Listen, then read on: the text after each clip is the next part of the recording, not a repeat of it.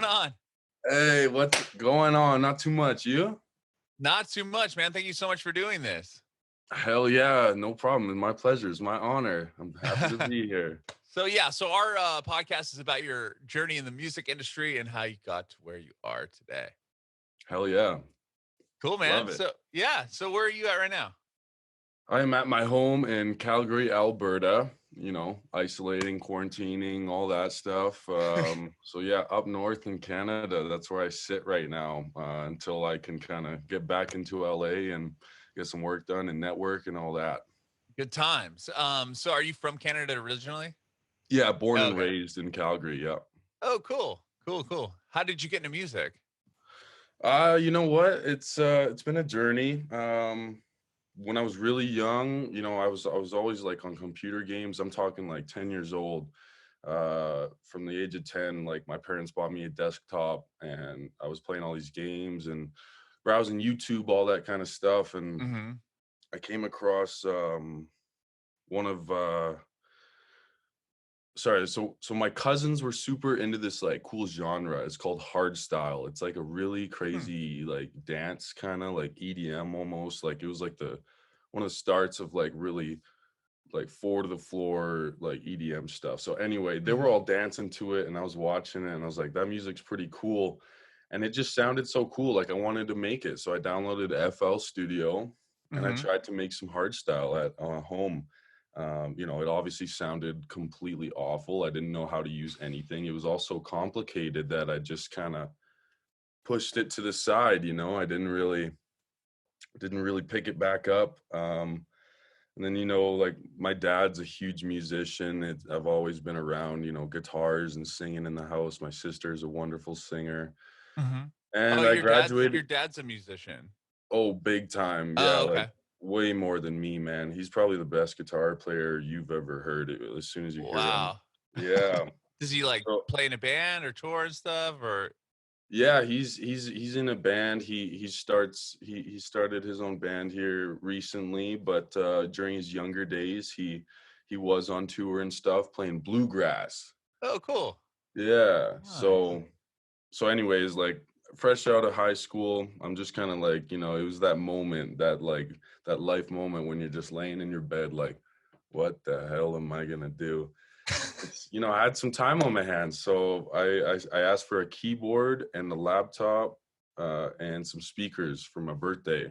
Mm-hmm. And luckily my parents were able to put that together for me, and for the next freaking like 5 years, that's all I did was Oh my just gosh.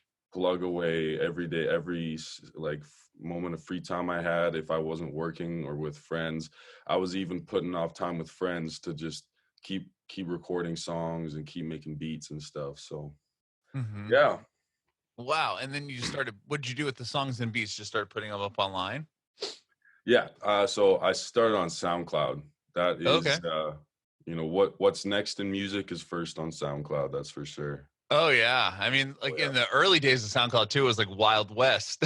You could just throw remixes and whatever, anything you wanted up on there. Yeah, exactly. It's such an open book, SoundCloud. Mm-hmm. So It's such an open book. that's where you started on SoundCloud. Yes, sir. Okay. And then did you start seeing traction on SoundCloud? Like how did the ball start getting rolling for you? Yeah, I you remember that Walmart kid Yodel, like Oh yeah, the Yodely Walmart. Yeah. yeah, so I sampled that. Do you know what sampling means? You know what Yeah, I sample. do. Yeah. Vinyl right beside you. Yeah. uh I downloaded the video, sampled it, put it onto my software, and I made a beat, and then like he was the chorus and I was the verse.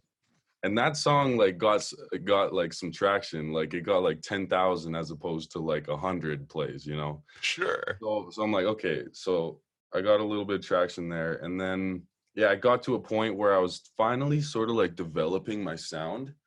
Mm-hmm. And I was like, and I think at that time SoundCloud had came out with like Premier distribution or whatever, so you could put it on SoundCloud, but then you sign a bunch of forms and they distribute it to Apple Music, Spotify. Oh wow. And it's like for sure I'm gonna do that, like why Mm-hmm. not? So My latest 3 or 4 projects were up on iTunes and Apple Music for quite a bit of time. So that was a bit of like an evolution for me. But I'd say about a year or two ago is when I expanded onto more platforms than just SoundCloud. But I still have the most traction on SoundCloud. It's where I was raised. Fucking, it's Yeah.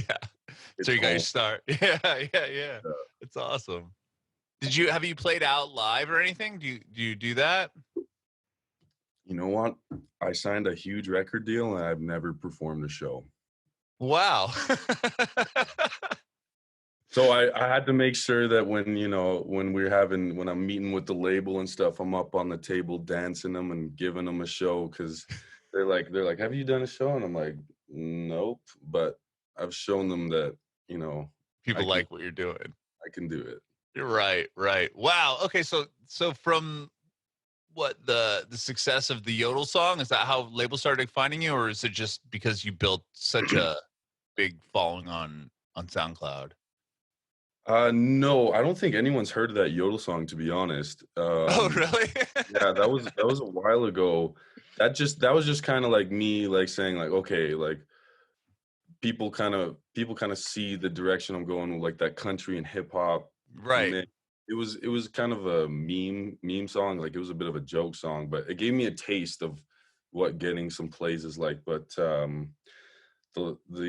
label, I got to give a shout out to Dylan Ames. He goes by Hefstradamus on Twitter or on Instagram. He found my song Lightspeed through a music video on YouTube. And he showed it to everyone, and it took about a month or two of convincing before kind of people started to kind of see the vision. Mm-hmm.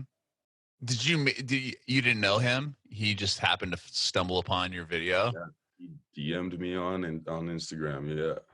Wow. And then what went next from there? Well, we FaceTimed, and he's like, "Man, if you're ever down in LA, like come by and say hi to me. Like I'll introduce you to people, yada yada yada." And at that time, I was kind of really doubting myself and kind of in a down spot, and so I didn't like follow up on it. I wasn't like, I'm never gonna go to LA. Like the chances of me getting to LA is pretty low. I don't got much money, and yeah, so I put it on the back burner. Like I seriously didn't think much of that FaceTime. Mm-hmm. And a month went by, and I get put in this group chat with Taz Taylor and Hef, and Taz is saying like, I'm flying you down tomorrow. And I'm Wow. like, so he's gonna fly me down. I can afford this. Like it's a no-brainer. So like I live with my parents. I went upstairs and I'm like, Mom, Dad, I'm flying to LA. And they just like, they're like watching TV. They like look at me, just like pause the TV, and they're like, okay, sit down, slow down. Cause I'm like, I'm all jacked up on Mountain Yeah. Dew. I'm all jacked Mountain up. They're Dew. like, slow down. And I didn't even have a passport. I did, but it was expired. So anyway, I had to wait 10 days to renew the passport. And anyways, I was on my way down, and about a week into the trip, they offered me to join the team. Wow. And yeah, they're like, everything just kind of sank in, and life felt good. Mm-hmm. You know, Wow. So are you still working with Taz Taylor? absolutely, we're in contact quite frequently, almost on the daily.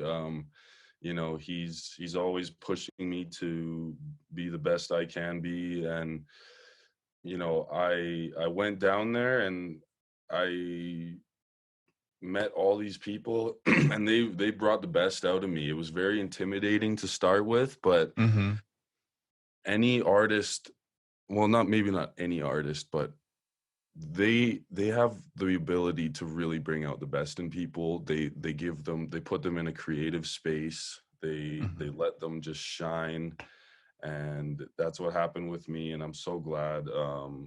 But yeah, we're still in good contact. We're working every day to make decisions. We're putting together an album by the end of the year, and It's gonna be cool.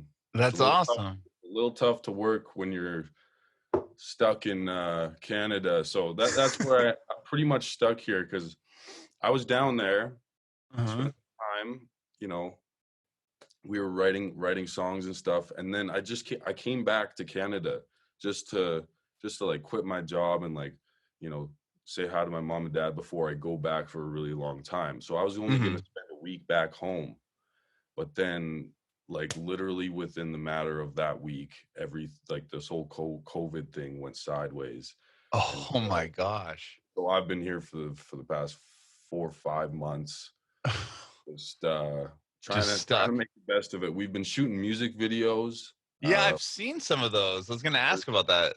we're just diving into the number 3, so we have the 2 out right now. We're just about to work on the third, which is gonna be pretty big. It's gonna be a big one.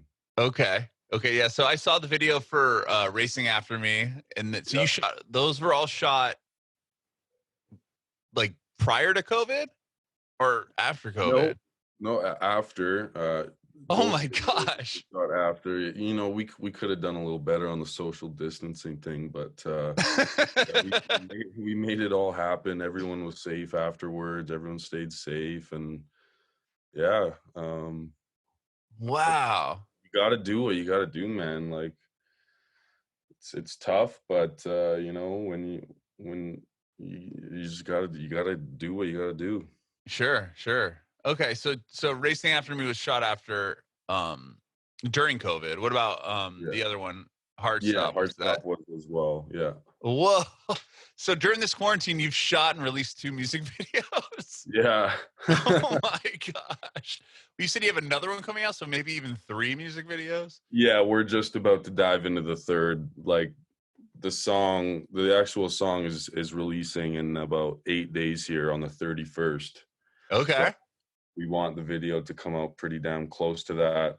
It's pretty quick or it's pretty cool how quick we can put together a music video, but we try not to rush it, obviously, and yeah.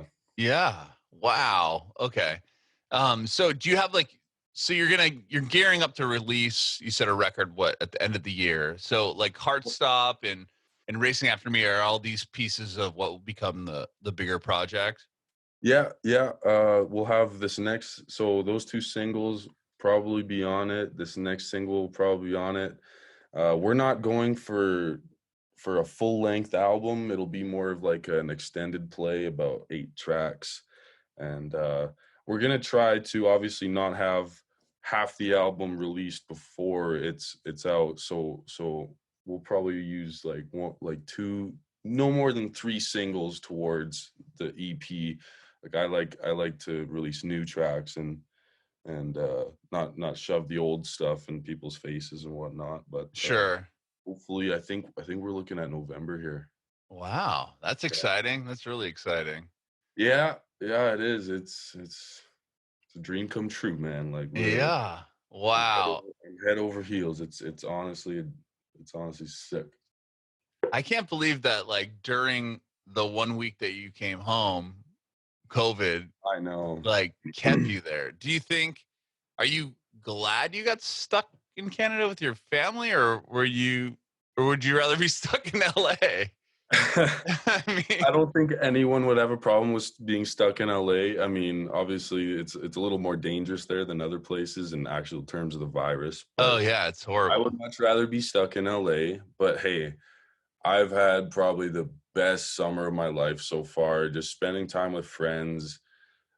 Like I have gotten to kind of enjoy life, and I've still been working on music and stuff, but I've gotten to enjoy life on the mindset that like what I'm doing is good for me, and like I'm good. Like I can Mhm. finally sit back and enjoy life and not just focus on grinding and just Sure.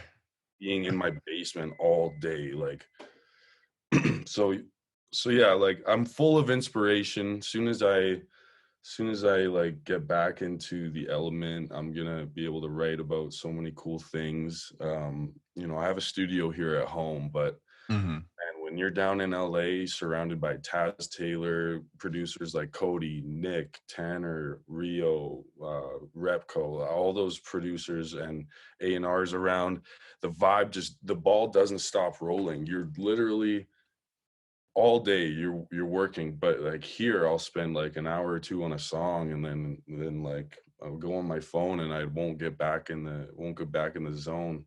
If you know what I mean, like Yeah, it's hard to like force creativity, I think, yeah, when you're like exactly. you're just isolated, whereas before you had all these people around you can kind of bounce ideas Oh, big and time. vibe Yeah. off them. Yeah. Yeah. And that like everyone's just working all day. Like here, I mean, it's awesome, but my friends like almost every day we're going out golfing, we're playing Call of Duty, we're partying and shit. And it's Yeah. awesome. It gives me stuff to write about, but I do need to be back down in LA surrounded by those people in order for my career to be the best it can be. Hmm. Hmm. Yeah. Yeah. So, well, hopefully this all kind of lets up quicker. I know that like I'm in California too, so I know it's just like the numbers just went gnarly like over the past couple days. So Yeah. hopefully Yeah. everything kind of chills out again, and you'll be able to make it back down here. Jeez, that's Well, crazy. I'm looking at a trip because I don't have my work visa yet, so I'm looking at a trip. Hmm. I'm looking at a trip down there, and hopefully I can put the final touches on my music and my album, and maybe record a few new songs, and hopefully by the end of the year I can actually come down essentially and not non-essentially. Sure, sure. Yeah. Well, yeah, I know. Hopefully this will all kind of clear down pretty soon. Yeah. So Yep. so the new song that you have coming out Yep. is kind of a well, you tell me about the new song. This new song, I was having fun. Okay, I was having fun when I made it. Like Taz Taylor comes in the room when I was hearing like one of the final demos, and he was just laughing his ass off. And I didn't care if it was at me or with me, but I knew Hmm. like this song is like it's good. It's good. It sounds good, but it's almost like it's a little annoying, but it's like yodeling and shit. Like I think this song could go viral. It's that song I was telling you with the yodel kid a long time ago. Yeah, yeah. This is kind of like that, like Charizard evolution of that. Like um it's I call it hillbilly EDM. I like that. It's Hillbilly. 4/4. It's got a good melody. There's some whistles to it. There's some yodeling in it. There's a pretty good the song is kind of about me and a girl not getting along.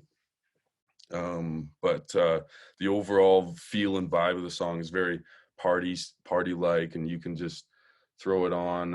It's very open to get remixed by a DJ or something. Throw in some synth in there, but it's very melodic and it's feel good, and I hope people just can't get enough of it, and other people will get sick of it, but I don't care. It's gonna be awesome. Do you want to talk? Do you want to talk about like kind of the reference to it, like the the song title? You know what I mean? The Where song I'm going. title, right? Okay. Well, I don't know if you want to give away too much, so I don't want to. oh That's why I'm no, not. no, That's why I'm not asking you exactly what it's called and the reference to it, because I didn't know I'm if here I'd for blow it. your cover. I'm here for it. I'm here for it. No, you're good. Um, I'm kind of like this cowboy, and I just recently like bleached my hair. I got a piercing, and just recently like Tiger King came on Netflix, and everyone went crazy over that. And like a lot of people say like some of the things I do is little kind of like my manager was like, bro, every day you look more and more like Joe Exotic. I didn't even say anything. I just like nodded my head and kept walking. Like, I'm never gonna financially recover from this. Sure.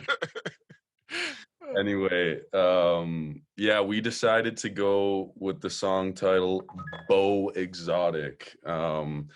Because obviously playing off Joe Exotic, and then Bo is short for turbo. Sure. at one point in my career, I thought about just going full blown country, not using any synthetic sounds, and my name was just going to be Bo. So Oh, it's kind of like Turbo is my nickname, but then like yeah. Bo is like my nickname. Got it. Okay, so if you went full country, that was kind of your idea. It was possibly going full country without the synth and the Yeah, more of the like just hip hop kind of feel to it. yeah, just like some folk, some folk old country. I'm really huge into like Johnny Cash. There's this guy that lives pretty close to me here in Canada. He's actually huge. Like his songs are in some movies. Coulter Wall, he's probably my biggest music inspiration. Uh, yeah, I really have dove deep into some like country music, like Outlaw, Marty Robbins. That goes way far back. Anyway, yeah. How did you get into the country? Was it because your dad's bluegrass stuff, or? Yes and no. Like that was always surrounded by me, and I'm just like I'm kind of like that indigo child. Like I do not do stuff that my family's doing. Like my whole family is in the restaurant business, and I tried to stay as far away from that as I could. So the similar kind of thing with my dad and his country music. I Mhm. always liked it. I always loved it when he sang. It was awesome, but it was like I got to do something different. So anyway, I had that all behind me. I had it in my trunk. It was there when I needed it, which might sound kind of selfish or whatever, but uh I started working at this liquor store fresh out of high school, which Mhm. was around the same time that I started making music. And about a year or two went by, and I started to work the opening shift, which Mhm. is and this was Costco liquor. So this is a lot of labor involved. Oh We would yeah, we it's like would a start our massive section. exactly, yeah. Yeah. We would start our shift at 6 a.m. Mhm. and the store opens at 10 a.m. So we have 4 hours to stock the store every day. Like we need it. We need that 4 hours to stock the store. Mhm. So we're in the store and it's pretty small in there. And so we just have this huge speaker that we just play music for those 4 hours, like blast music for 4 hours at that early in the morning.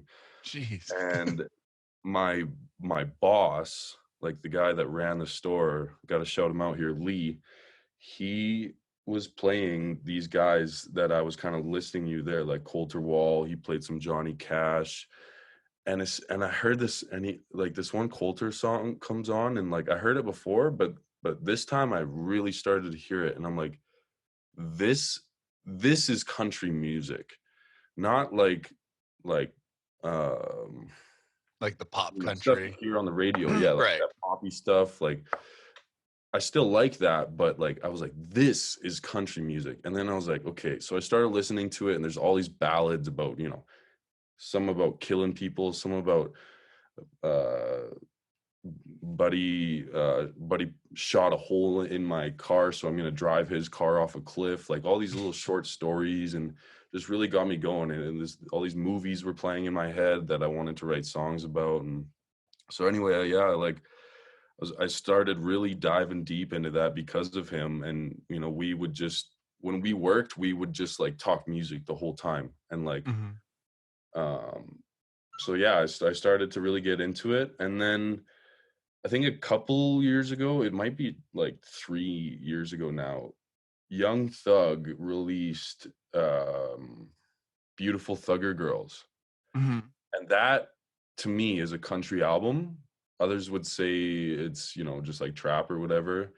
But he uses guitar and a lot of like country cadence, in my Mhm. opinion, to his music. And then like Lil Nas comes out with Old Town Road about a year ago. Yeah, And and Benny Blanco kind of had that song though, or not Benny Blanco. What or is it Benny? What's Billy. the the cowboy boogie song? Oh yeah, yeah, yeah. I know who you're talking about. It's close to that. It's not Benny. It's something Blanc. Yeah, yeah, something like that. I really fuck with that song too. And so, but it was mainly Young Thug. Young Thug is a huge inspiration to me because he doesn't hold back. He just, just spills it out. Mhm. So I'm Blanco Brown. like, what's that? Blanco Brown was his name. Blanco Brown. Sorry. Would No, have drove me nuts. I really like him. He's got a really good voice, but yeah, Young Thug was a huge inspiration to me. And then he came up with Beautiful Thugger Girls, and I'm like, okay, like if people really like this album, then I know I have a chance. I have a lane to merge my liking of country and my liking of hip hop. You know, I'm not in between this whole my obsession with country music. In between that, I'm just listening to whatever any other kid my age listens to. You know, Thug, Future, Travis, all those. You know, Post Malone is actually probably in reality my favorite artist, but you know, I'm listening to all that shit too. Mm-hmm. And I'm making songs that are more hip hop, more in the hip hop direction. But then, like I said, I got obsessed with this country music, and then I started to finally like mix the two Like to a blend nice them. to it, yeah, like, and not like too much of one and not too much of the other. uh you know, if you do, so what? But yeah, it's I started to really, you know, develop my own kind of sound, and it came across Hef one day. Yeah, that's amazing. Well, dude, I love what you're doing. And I love like all the artwork you have, like the even for the album cover, the single cover for Heartstop, you're like in this Yeah, you're in like a bathtub filled with Budweiser cans. man, that was like, yeah, that was a really fun day. My legs were like fell asleep. Like I could not feel my legs. We shot for like 30 minutes in that tub. Not only was it like 400 pounds of Budweiser on me, but they were all like cold. Oh, so those were full cans? Oh yeah. Oh, I thought they Like were empty we cans. didn't even have like any pillows or filler in it. Like we just literally bought like 5 48 packs of Bud and just dumped them in the tub over me. Oh my god. It was fun as hell. And yeah, I was in one of the photographer or one of the guy at the labels, Theo. His bathroom just looked pretty nice. You should see the others' photos from there, because that was just a gem out of the mine. There's some other good ones in there. Oh yeah, I got like a cowboy hat on and shit, and you can see my boots in some of them. Anyway, yeah, appreciate it.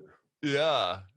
With this new song with Bo Exotic, is the video pretty like parodying what the show was?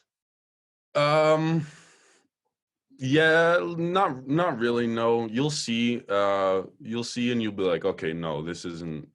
I think I think it's just the song title. Okay, well, I'll be honest. Here's what actually happened. We had the title of a song, something else. I won't say it. Uh, it was along the lines of like Bo Exotic. We implemented Bo into it, but we Mhm. realized that it wasn't politically correct, so we scrapped it. And Sure. Bo Exotic came out to work more. It was kind of like Plan B in a sense, but you'll probably see a few kittens in the music video. Rad, very cool. I can't wait to see it. You said it Hell comes out yeah! on Friday? Or you said The 8 days, song, so next Friday? yeah, the 31st of this month, so next Friday, I Very believe. cool. Yeah, And exciting, then man. And we'll try to hopefully the video will come at the same time. Is that like you said that's the within plan? within like a week and a half. Yeah. Rad, rad. Well, I can't wait to hear it, man. And thanks so much for talking with me today. Hell yeah, man. Thank you so much for having me. It's a Yeah. blast. I love talking about myself. You have a cool story, man. I have one more question. I want to know if you have any advice for aspiring artists. Um, don't think about like money and like, don't think about don't don't think about your final goal. Like don't fantasize about your final goal. Focus on Well, first of all, whatever you're doing, but if you're in music, focus on the music. You know, don't try to get your songs reposted on SoundCloud. Don't advertise early, you know, on. It looks bad when you have a bad song that's getting advertised. Just focus on the music. Like, seriously though, like just buckle down and spend hours and hours on making music. Like, make good songs, and it'll take you years to get there, but you'll do it. Um, the label I'm signed to is called 10K, and what that means is 10,000 hours. And I actually like did the math, and as soon as I started seriously like making music, it was about 10,000 hours that got me to where I am now. So focus on your craft. Don't focus on like the end goal too much. Just buckle down and actually like work hard. And you know, YouTube is a great place to go for, you know, like you can spend tons of money on school, but there's even more on YouTube. But yeah, long story short, focus on the music, don't focus on the money.